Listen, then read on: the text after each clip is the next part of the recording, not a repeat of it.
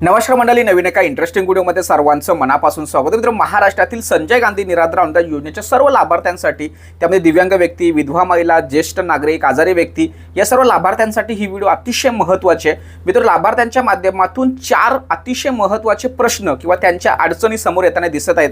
आपल्या YouTube channel असेल किंवा व्हॉट्सअप चॅनल असेल किंवा व्हॉट्सअप ग्रुप असतील, यामध्ये आपण जे काही व्हिडिओ टाकतो तर त्याच्या बदल्यात लोकांचे 4 महत्त्वाचे जे प्रश्न आहेत ते प्रश्न या ठिकाणी आपण घेतलेले आहेत. यामध्ये अतिशय महत्त्वाचा पहिला प्रश्न म्हणजे संजय गांधी निराधार अनुदान योजनेचे जे लाभार्थी आहेत त्यांचे जून महिन्याचे पैसे कधी येणार आणि जे दिव्यांग बांधव आहेत त्यांचे जुलै महिन्याचे पैसे कधी येणार, याविषयी आपण चर्चा या ठिकाणी करणार आहोत. त्याचबरोबर जी काही या सर्व लाभार्थ्यांसाठी, त्यामध्ये संजय गांधी निराधार अनुदान योजनेचे सर्व लाभार्थी असो किंवा दिव्यांग पेन्शन योजनेचे लाभार्थी असो, यांना 30 तारीख दिलेली आहे एका महत्त्वाच्या कामासाठी. तर त्या संदर्भात महत्त्वाचे अपडेट काय आहे ते आपण या ठिकाणी सांगणार आहोत. त्याचबरोबर पुढचा आहे दिव्यांग सहाय्यक पोर्टलच्या संदर्भात काही महत्त्वाचे अपडेट आहे का, किंवा जे टेम्पररी UDID कार्ड धारक जे आहेत त्यांना आता सर्व योजनांचा लाभ मिळणार आहे किंवा सामाजिक न्याय विशेष विभागाच्या माध्यमातून दिल्या जाणाऱ्या विशेष सहाय्य योजनेतील जे काही अनुदान आहे ते अनुदान त्यांना आता मिळणार आहे. मग त्यांना या दिव्यांग सहाय्यक पोर्टलवरती नोंदणी करता येणार आहे का, तर त्याविषयी माहिती बघणार आहोत. त्याचबरोबर DBT जे पोर्टल आपलं बंद झालंय ते चालू होण्यासंदर्भात किंवा आता एक नव्याने महा DBT म्हणून पोर्टल वेगळं 2.0 अपडेट झालेलं आहे, त्याविषयी आपण संपूर्ण माहिती या व्हिडिओच्या माध्यमातून बघणार आहोत. तर एक लक्षात ठेवा, या व्हिडिओच्या माध्यमातून तुमचे बऱ्यापैकी प्रश्न क्लिअर होतील. यामध्ये पहिला प्रश्न असा आहे की जून आणि जुलैच्या अनुदानासंदर्भात तर संजय गांधी निराधार अनुदान योजनेचे जेवढेही लाभार्थी आहेत त्या लाभार्थ्यांचे जे काही जून महिन्याचे पैसे आहेत हे 21 तारखेच्या नंतर त्यांच्या खात्यामध्ये वितरित होण्यास सुरुवात होणार आहे. लक्षात ठेवा, म्हणजे त्या संदर्भात अपडेट येणार आणि नोटिफिकेशन येणार आणि तुम्हाला ती बातमी सुद्धा कळणार आहे. तर 21 तारखेच्या नंतर याविषयी आपण सविस्तरपणे माहिती तुम्हाला दिली जाणार. तर 21 तारखेपर्यंत आपल्याला थांबावं लागणार आहे.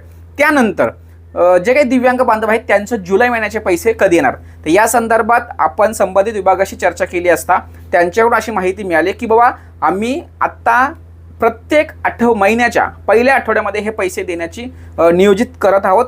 तर तुम्हाला जुलै महिन्याचे पैसे हे पहिल्या आठवड्यामध्ये येऊ शकतील, अशा पद्धतीची माहिती वरच्या विभागीय स्तरावरून आपल्याला प्राप्त झालेली आहे. त्यानंतर 30 जून ही जी शेवटची तारीख दिलेली आहे, हा विषय काय लक्षात ठेवा. संजय गांधी निराधार अनुदान योजनेचे लाभार्थी असतील, तेव्हा दिव्यांग व्यक्ती असतील, विधवा महिला असतील, ज्येष्ठ नागरिक असतील, आजारी व्यक्ती असतील, या सर्व लाभार्थ्यांना यावर्षी बघा, या अगोदर ऑफलाईन पद्धतीने हयाती दाखला सादर करून घेतला जात होता. यावर्षी मात्र त्यांनी ऑनलाईन पद्धतीने ह्या सगळ्या गोष्टी सुरू केलेल्या आहेत. तर 30 जून आपल्याला ती शेवटची तारीख दिलेली आहे, पण काळजी करू नका, 30 जून नंतर सुद्धा तारीख वाढणार आहे.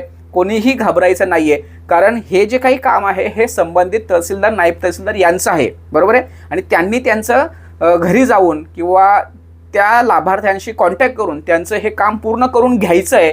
त्यामुळे आपल्या स्तरावरून आपण तर काम करायचंच आहे, परंतु त्यांना सुद्धा ते जबाबदारी आहे. त्यामुळे 30 तारखेपर्यंत जरी झालं नाही टेक्निकल प्रॉब्लेममुळे, आता बऱ्यापैकी लोकांचं झालेलं आहे, पण जरी झालं नसेल तरी सुद्धा काळजी करायचं कारण नाही आहे. पण मात्र जून आणि जुलैच्या या 2 महिन्यामध्ये ह्या सगळ्या गोष्टी आपण क्लिअर करून घेणं गरजेचं आहे. म्हणून तहसीलदार व नायब तहसीलदार यांच्या माध्यमातून हे शिबिरं वगैरे आयोजित करून ती कारवाई पूर्ण करावी, अशा पद्धतीची सूचना संबंधित विभागाने त्यांना दिलेल्या आहेत. तर 30 तारीख ही नॉमिनल दरवर्षीप्रमाणे दिलेली आहे. तर 30 तारखेपर्यंत करून घ्या. मागे पुढे जरी झालं तरी काही काळजी करायचं कारण नाहीये, पण बऱ्यापैकी लोकांचं झालंय. त्यानंतर दिव्यांग सहाय्यक पोर्टलच्या संदर्भात महत्त्वाची माहिती तुम्हाला सांगतो. दिव्यांग सहाय्यक पोर्टलवरती आता टेम्पररी UDID कार्डचे जे काही लाभार्थी आहेत त्यांना नोंदणी करता येणार का, तर सद्यस्थितीला नाही करता येणार. लक्षात ठेवा, या संदर्भात कोणत्याही प्रकारच्या प्रशासकीय लेवलला हालचाली नाहीये. आता हा जो विषय आहे हा मंत्रालय स्तरावरून शासन लेवलचा विषय आहे. जरी शासनाने हा निर्णय घेतला किंवा त्यांना सर्व योजनांचा लाभ दिला जावा, परंतु जे काही दिव्यांग सहाय्यक पोर्टल आहे त्यामध्ये हा विषय अपडेट करून घेण्यासंदर्भात विभागीय स्तरावरती कोणत्याही प्रकारच्या सूचना आलेल्या नाही आहेत. लक्षात ठेवा, त्यामुळे विभागा स्तरावरून सुद्धा कोणत्याही प्रकारची माहिती दिली जात नाही किंवा त्यांच्याकडून असं कळलं की बाबा सर याविषयी आम्हाला अजून कोणत्याही प्रकारचे अपडेट नाही आहे, त्यामुळे आम्ही सुद्धा तुम्हाला काही सांगू शकत नाही. म्हणून लाभार्थ्यांच्या माध्यमातून प्रश्न असतो की सर आता आम्हाला दिव्यांग सहाय्यक पोर्टलवरती नोंदणी करता येईल का, तर सध्या स्थितीला तर नाही करता येणार. जर सुरू झालं तर नक्कीच आपल्या चॅनलवरती त्याविषयी अपडेट आपण देणार. त्यानंतर शेवटचा मुद्दा असा की DBT पोर्टल जे आहे ते सद्यस्थितीला बंद आहे आणि दुसरं एक DBT पोर्टल सुरू झालेलं आहे. तर त्या ठिकाणी सगळ्या गोष्टी आहेत. आता DBT पोर्टलवरती तुम्हाला जे जुनं जे DBT पोर्टल आहे त्या ठिकाणी आपल्याला आपलं स्टेटस चेक करता येणार होतं. तर सेम त्याच पद्धतीने आपल्याला जे काही नवीन DBT पोर्टल सुरू करण्यात आलेलं आहे त्या ठिकाणी नवीन ऑप्शन देण्यासंदर्भात नियोजित प्लॅनिंग सगळं सुरू झालेलं आहे. परंतु आत्ता सद्यस्थितीला 21 तारखेनंतर त्याविषयी अपडेट येणार आहे. आत्ता जे नवीन DBT पोर्टल जे सुरू झालेलं आहे त्या ठिकाणी महासारथी म्हणून एक महत्त्वाचं ID तुम्हाला जनरेट करायचं आहे. तर त्या ठिकाणी तुम्हाला दिव्यांग किंवा संजय गांधी निराधार अनुदान योजनेच्या व्यतिरिक्त जे सर्वसामान्य नागरिक आहेत त्यांना ज्या योजना मिळतात त्या पद्धतीने तुम्हाला सुद्धा त्या ठिकाणी योजनांचा लाभ मिळणार आहे. त्यासाठी त्या ठिकाणी तुम्हाला ID जनरेट करायचा आहे. तो ID कसा जनरेट करायचा याविषयी मी उद्या परवा व्हिडिओ टाकणार आहे.